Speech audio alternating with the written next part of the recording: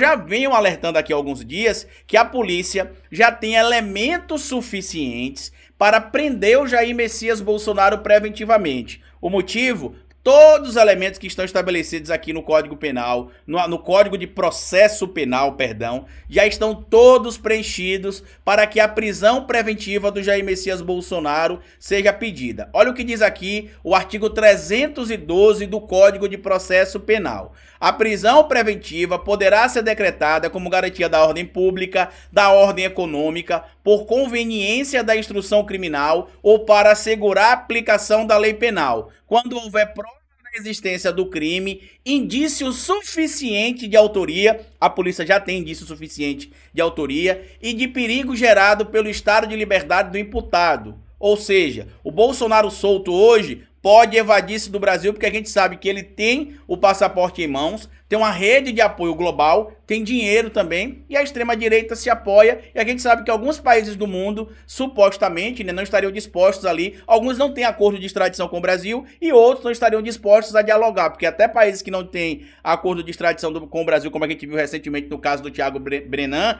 abriram exceções para mostrar ali uma boa relação com o Brasil. Mas será que outros países que sejam próximos ainda ali de um governo de extrema-direita aliado ao Bolsonaro, ou aos ideais do Trump, do Steve Bannon, será que não estariam dispostos a dar guarita para o Jair Messias Bolsonaro? Então, tudo que tem dentro do relatório da Polícia Federal, nas 105 páginas, deixam claro que o Bolsonaro não só sabia de tudo, como inclusive era quem também lucrava com o que estava acontecendo. Porque tem diálogos, muita gente está falando dos 25 mil dólares que o Mauro Cid falou, mas pouca gente está citando, por exemplo, 6 mil dólares que o pai do Mauro Cid sacou, mais 2 mil dólares que ele pegou de um cofre da família, saindo ali do banco com cerca de 8 mil dólares que aparentemente foram entregues ao Bolsonaro através ou de algum atravessador, né, ou de algum aviãozinho, digamos assim, do Bolsonaro, ou alguma mula, ou através de uma reunião que aconteceu, em tese, entre o Bolsonaro e o pai do Mauro Cid, o Mauro Lourena Cid, no dia 28 de fevereiro, quando o Bolsonaro teria supostamente dormido na casa do Mauro Cid pai, né, para não ficar repetindo aqui toda hora o nome dele, Mauro Cid pai, e que lá eles teriam acertado, segundo o que está no relatório da Polícia Federal, o diálogo, né, entre Mauro Cid e o pai, poderia ter conversado para acertar o que faltava. O que faltava o quê? Dinheiro, porque em outro trecho, inclusive, um dos indivíduos ali que trabalhava para o Mauro Cid questiona que o Bolsonaro foi lá na casa do pai do Mauro Cid, mas que não levou tudo. E aí o Mauro Cid questiona, não, ele não levou tudo porque algumas coisas que estão aí não tem valor, como era o caso, por exemplo, dos presentes que eram latão. E aí o Mauro Cid teria dito que o pai dele levaria isso para o Brasil na mudança. E aí eu quero trazer a matéria aqui da Malu Gaspar, na coluna da Malu Gaspar, na verdade, assinada pelo Rafael Moraes Moura, porque olha o que está escrito aqui no título. Aliados de Bolsonaro identificam em decisão de Moraes risco de prisão de ex-presidente. Por quê? Na decisão, que tem 105 páginas, como eu citei para vocês aqui, o nome Bolsonaro é citado 93 vezes e, inclusive, em alguns momentos, em clara citação de que ele tinha entendimento do que estava acontecendo, ou seja, um fato criminoso sendo cometido e que ele tinha ciência e que ganhava dinheiro com isso. A gente precisa lembrar que a venda do relógio feita ali pelo pai do Mauro César Cid foi feita no dia 13 de junho, junto com o Mauro Cid, de 2022, ou seja, o Bolsonaro ainda era presidente. Se isto vazasse na época, isso seria um crime de responsabilidade e ele poderia ser impeachmentado, mas mesmo que vazasse, talvez não tivesse dado em resultado de impeachment por causa da proximidade com a eleição e talvez ali se empurrasse para frente. Mas olha outro crime que o Bolsonaro cometeu. O Bolsonaro cometeu uma infinidade de crimes. E os aliados dele, vendo tudo que a gente está vendo, o material que a Polícia Federal coletou na operação que chegou ali no Silvinei Vasquez e em outras pessoas ligadas à Polícia Federal, só demonstra ali o que teria acontecido nesse entorno do Mauro Cid para se chegar a essa rede de negócios ilegais que foram realizados ali nesse núcleo, essa organização criminosa que era liderada supostamente pelo Bolsonaro. Eu vou ler ali o que diz o trecho da matéria publicado na coluna da Malu Gaspar, mas eu quero trazer o nome da operação, tá? Para quem não sabe, a operação de ontem teve esse nome aqui, ó, Lucas 817. O que é que diz o Lucas 8,17, que para mim é uma clara alusão ao João 8,32. O Lucas é uma resposta, na verdade, né, da polícia para o o versículo e capítulo que o Bolsonaro o tempo inteiro bradava, né? Conhecereis a verdade e a verdade vos libertará. A gente até brincou aqui no canal e criou o Jair 8:32, né? Que é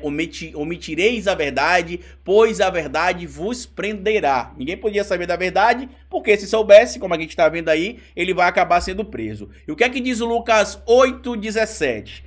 Porque não há nada oculto que não venha a ser revelado e nada escondido que não venha a ser conhecido e trazido à luz. Olha só que ironia, né? E aí a matéria aqui traz um trecho, a matéria do Rafael Moura, né? Do Rafael Moraes Moura, traz um trecho aqui de uma figura ouvida ali pela coluna, que é ligada ao Bolsonaro. Disse o seguinte, ó: a decisão menciona Bolsonaro do começo ao fim. É um prenúncio de uma decisão mais drástica no futuro. Disse reservadamente a equipe da coluna a um interlocutor do ex-presidente. Ou seja, ele está ciente da possibilidade de prisão. Na decisão também que o Moraes tomou ali, que está inclusive em anexo junto ao relatório que foi produzido pela Polícia Federal, né? O Moraes traz aqui o seguinte detalhe. Ao longo da decisão, o Moraes lembrou, na verdade, a matéria traz o que Moraes citou lá na decisão. Ao longo da decisão, Moraes lembrou que, segundo as informações já reunidas, há indícios de que o Gabinete Adjunto de Documentação Histórica do Gabinete Pessoal da Presidência da República, órgão responsável